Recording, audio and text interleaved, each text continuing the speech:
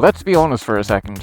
We've all lived that exact lie right before we finally hand over our hard-earned cash for our first bike. You're standing right there in the driveway, looking right at it. The keys are heavy in your hand, your bank account is completely hollowed out, and you are finally convinced that you are the coolest bastard within a 50-mile radius. In your head, you're already starring in your own cinematic masterpiece. You've seen all the aesthetic Instagram reels, you've watched the motovlogs with the perfect lo-fi soundtrack, and you think your life is about to become this non-stop montage of carving the empty twisty roads into the sunset. You put the key in the ignition, you click down to first, you roll on the throttle, and you ride off into the horizon. And for the first 20 minutes, it's exactly as magical as you hoped. You're doing the speed limit, however, it feels like you're breaking the sound barrier. The engine is screaming, the wind is pounding on your chest, and you're grinning so hard that your face begins to hurt inside of your helmet. You think, yes, this is it. I have cracked the secret code to life. But then the movie stops playing, reality kicks down that front door, then you start to notice things that the dealership brochures, the glossy social media clips, and the veteran motorcycle riders forgot to mention. Because nobody tells you about the absolute mountain of absolute nonsense that happens the second you park that bike back up in the garage and you finally realize you actually have to live with this machine. The first thing that dies after about a week of you owning your machine is the ability to just go somewhere. Now, before you bought the motorcycle, you're probably thinking something along the lines of, man, it's going to be so handy. Like, if I need to buy a liter of milk or you run out of tea bags, you're thinking to yourself, I'll just hop on the bike and I'll go down really quickly, pick up what I need, and then come back, and I'll be super quick. Well, let me tell you right now, there is no such thing as just hopping on your bike. A simple 5-minute errand can turn into like a full-scale military deployment. First, you have to search for the earplugs to stop the wind noise so you don't have tinnitus by the time you're 40. Then you have to squeeze yourself into your protective jacket, whether it's leather or textile, that makes you look like a cut-price superhero. You haul on your thick, clunky boots, you slide on your helmet, you squish your ears, you fasten that double D ring on your helmet, and then you pull on those thick leather gloves. And it's that exact moment when you have your gloves on that you realize two things. One, you have an intensely itchy nose, and two, your keys are still inside your jeans pocket, buried under layers and layers of armor. So now you end up doing this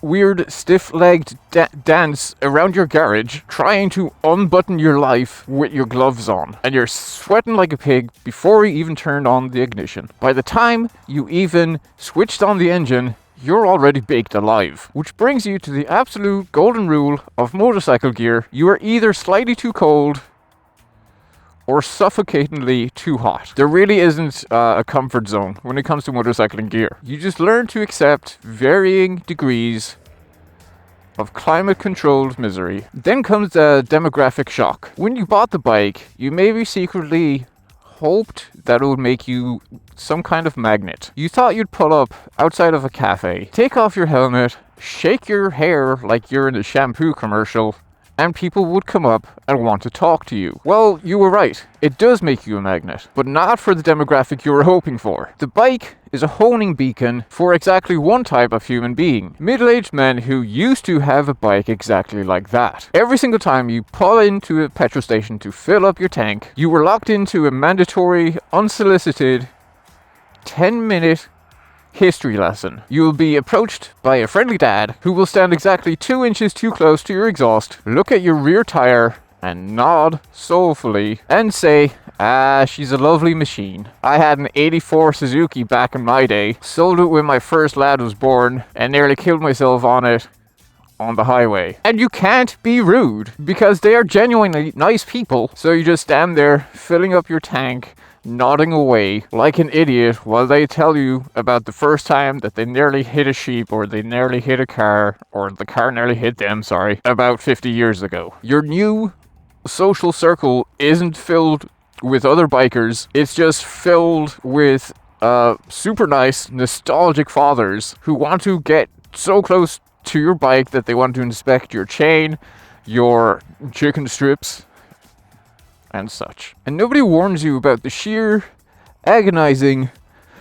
psychological weight of leaving your bike untethered while you go and run some errands. When you drive a car, you just pull into a space and you pull the handbrake, click the remote lock, and walk away without a second's thought. The car just exists in this parallel universe until you get back. When you park a motorcycle in a public car park, you're convinced that every single human in a 5-mile radius is a malicious force of nature sent by the universe to destroy your pride and joy. You find yourself walking away backwards, just staring at your motorcycle. Is the kickstand sinking into the soft tarmac? Did I park it too much on an incline? Is that soccer mom in a massive SUV going to run over or reverse over my front fairing? Or is some teenager going to try and sit on it to get that perfect photo for their TikTok and then drop it on its side? You walk into a shop and instead of looking at the things that you need to buy, you're looking out the window every 5 seconds to make sure that your bike hasn't been shoved into the back of a transit van. It doesn't just live in your garage anymore. It takes a permanent,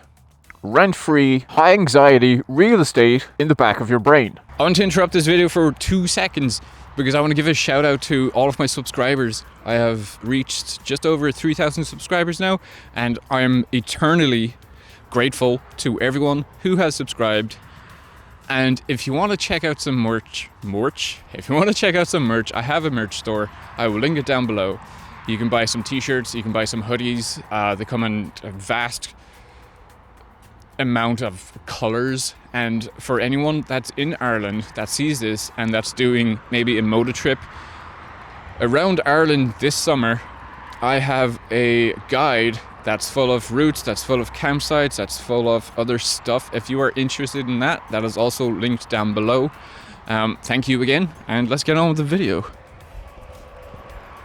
Then there is the maintenance lie. You think that you're going to wash your bike maybe once a month? But the reality is, motorcycles, they are filth magnets. You ride through one puddle, and suddenly the entire underside of your engine, your rear shock, your pristine swing arm, looks like you've just dragged it through a swamp. And don't get me started on the chain.